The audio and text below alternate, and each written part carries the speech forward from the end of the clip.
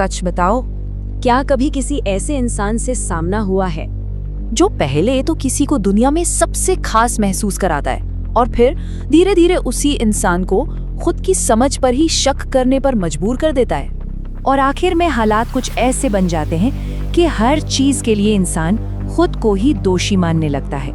अगर इन सवालों का जवाब हाँ में है तो समझ जाइए ये कोई रिश्ता नहीं था, ये एक तरह की रीप्रोग्रामिंग थी। मतलब किसी के दिमाग के सोचने का जो तरीका है, उसके जो विश्वास हैं, उनको धीरे धीरे बदलने की एक पूरी प्रक्रिया। आज हम इमोशनल ब्रेन वॉशिंग के 7 खतरनाक स्टेप्स को डिकोड करेंगे। हम ये समझेंगे कि कैसे कुछ लोग बिना किसी जोर जबरदस्ती के, बिना आवाज उठाए, किसी के सोचने का पूरा तरीका ही बदल देते हैं, मानो जैसे वो उसके दिमाग को अपनी मर्जी से दोबारा लिख रहे हों। तो हमारा सफर कुछ ऐसा होगा।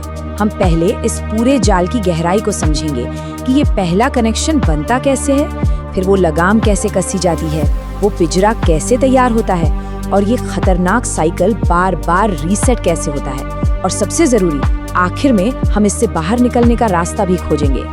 तो चलिए इसमें और गहराई से उतरते हैं। सेक्शन 1, द फर्स्ट कनेक्शन, यानी वो पहली और सबसे जरूरी कड़ी। ये वो स्टेज है जहां इस पूरे खेल की नींव रखी जाती है। सबसे पहली टैक्टिक है अटेंशन हुक। ये वो शुरुआती दौर होता है जब किसी को बेहिसाब तवज्जो और तारीफ दी जाती है। लगातार मैसेज, हर बात पे हाँ में हाँ मिलाना और इतनी परवाह दिखाना कि एक मजबूत सुरक्षा का एहसास होने लगता है। दिमाग को लगता है वाह, एक सेफ जगह मिल गई है, और बस यहीं से वो गहरा जुड़ाव पैदा होता है। असल में यही वो एंट्री पॉइंट है जहाँ से कोई किसी के दिमाग में दाखिल होता है।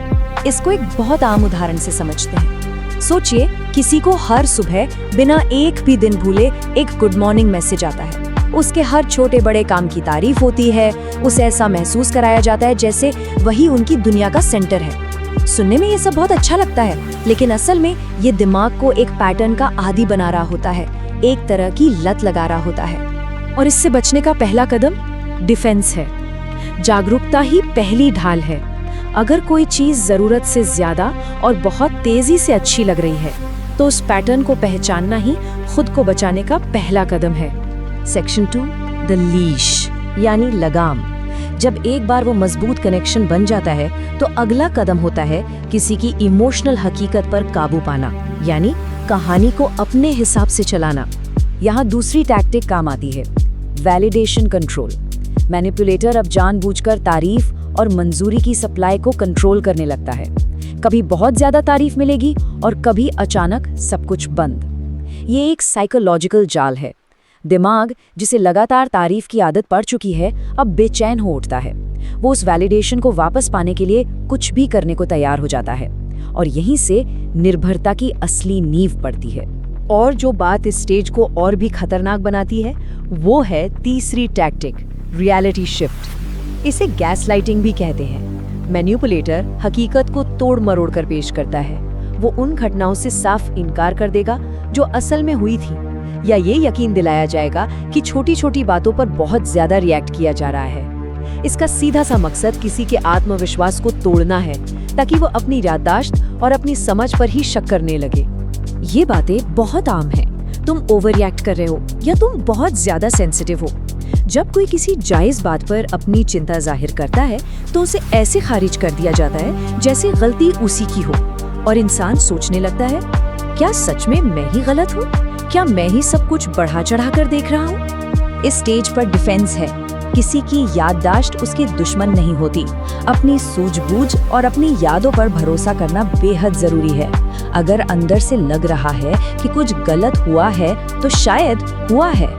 सेक्शन 3, द केज, यानी पिंजरा। अब जब लगाम हाथ में आ गई है तो किसी के चारों ओर एक अनदेखा पिंजरा बनाने का काम शुरू होता है, और ये दीवारें अकेलेपन से बनती हैं। चौथी टैक्टिक है इमोशनल आइसोलेशन। मैनिपुलेटर धीरे धीरे किसी को उसके दोस्तों और परिवार से दूर करने लगता है, शायद ये कहकर तुम्हारे दोस्त तुम पर बुरा असर डाल रहे हैं, या तुम्हारे घर वाले हमें समझते नहीं। इसका असली मकसद इमोशनल सपोर्ट के हर रास्ते को बंद करना होता है, ताकि वो इंसान इमोशनली पूरी तरह से सिर्फ और सिर्फ उन पर निर्भर हो जाए। और इसी के साथ काम करती है 5वीं टैक्टिक, आइडेंटिटी एडिट। अब सीधा किसी की पहचान पर हमला होता है। उसकी आदतों, उसके पहनावे, उसकी सोच की आलोचना शुरू हो जाती है। मकसद उस इंसान को बदलना होता है ताकि वो उनके बनाए स्टैंडर्ड और पसंद के सांचे में बिल्कुल फिट हो जाए। उसकी असली पहचान को धीरे धीरे मिटाया जाता है। ये सुनने को मिल सकता है, तुम अब बोरिंग हो गए हो, या पहले तुम ज्यादा मजेदार थे। वो किसी के दोस्तों या शौक की बुराई कर सकता है ताकि वो इंसान उनसे दूर हो जाए। ये सब बहुत चालाकी से होता है ताकि लगे कि ये बदलाव बेहतरी के लिए है, जबकि असल में इंसान अपना सपोर्ट सिस्टम और अपनी खुद की पहचान दोनों खो रहा होता है। इस पिंजरे को तोड़ने के लिए डिफेंस है, पहचान बिकाऊ नहीं होती। इंसान जो है वो अनमोल है और किसी को भी उसे बदलने या एडिट करने का हक नहीं दिया जाना चाहिए। सेक्शन 4, द रीसेट, यानी साइकिल का फिर से शुरू होना। ये मैनिपुलेशन साइकिल का आखिरी और सबसे कंफ्यूजिंग स्टेज है। यहाँ डर का इस्तेमाल करके कंट्रोल को और मजबूत किया जाता है और फिर पूरे पैटर्न को रीसेट कर दिया जाता है। छठी टैक्टिक है फियर इंजेक्शन। मैनिपुलेटर किसी के अंदर छोड़े जाने का डर पैदा करता है। वो ऐसी बातें कहेगा, मेरे बिना तुम्हारा क्या होगा। ये डर इंसान के सबसे बुनियादी डर यानी अकेले रह जाने के डर को निशाना बनाता है।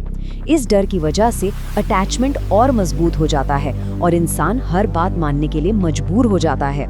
और जब कोई डर और कंफ्यूजन की पीक पर होता है, तब आती है 7वीं और आखिरी टैक्टिक, रिवॉर्ड रीसेट। मैनिपुलेटर अचानक से फिर से बहुत अच्छा और प्यार करने वाला बन जाता है। इससे एक झूठी उम्मीद मिलती है कि चलो सब ठीक हो गया है, अच्छे दिन लौट आए हैं। लेकिन ये कोई सुधार नहीं है, ये एक धोखा है। ये पूरे ब्रेन वॉशिंग साइकिल का रीसेट बटन है। तो ये समझना बहुत जरूरी है कि ब्रेन वॉशिंग कोई एक घटना नहीं है। ये एक धीमा, बार बार दोहराया जाने वाला पैटर्न है। अटेंशन हुक से शुरू होता है, फिर कंट्रोल, फिर आइसोलेशन, फिर डर और अंत में रिवॉर्ड रीसेट, जो विक्टिम को वापस स्टेप 1 पर ले आता है। ये एक ऐसा दुष्चक्र है जिससे बाहर निकलना बहुत मुश्किल लगता है। और इससे बचने का आखिरी और सबसे शक्तिशाली डिफेंस है, पैटर्न को पहचानो, लूप को तोड़ो, अलग अलग घटनाओं को नहीं बल्कि पूरे चक्र को देखो। जब ये पैटर्न साफ दिखने लगता है तो उसका कंट्रोल अपने आप कमजोर पड़ जाता है। सेक्शन 5, द एस्केप, यानी बाहर निकलने का रास्ता।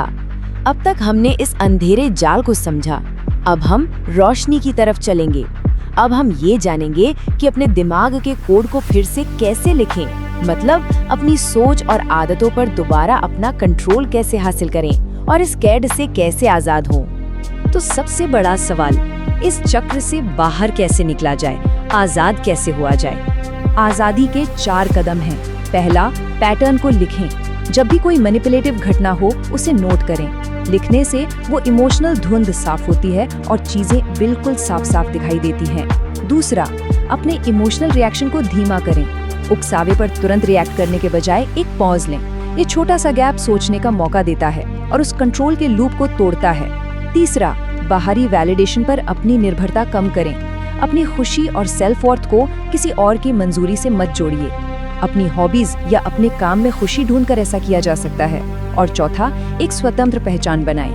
अपने पुराने शौक, अपने दोस्त, अपनी वो चीजें वापस लाएं जो उस रिश्ते से पहले जिंदगी का हिस्सा थीं। याद रखिए, आजादी की शुरुआत हमेशा जागरूकता से ही होती है। और अगर इस पूरी चर्चा से किसी को असहज महसूस हुआ, अगर कुछ बातें चुभ गई, तो शायद ये चर्चा उसी के लिए थी। कभी-कभी असहजता ही सच का पहला संकेत होती है।